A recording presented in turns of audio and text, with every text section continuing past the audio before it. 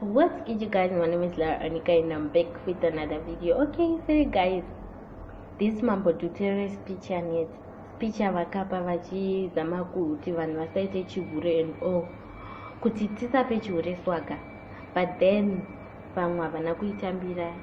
They were there for criticism, and some, I'm so happy kuti some vamwe vakacorrecta.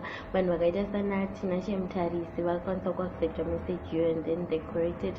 And then tina promoter anonzi Mahwindo, he clapped back to mambo Dhuterere hanzi chihure hachisekanwe, but then he wasn't there kuseka as such.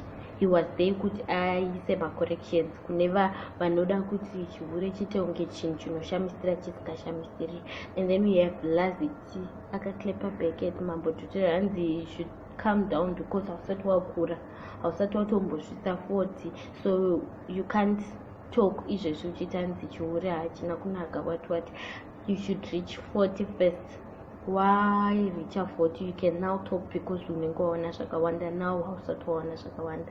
So comment down below what you think about this issue. And then we have issue yanetsa nemapotatoes nemuriwo.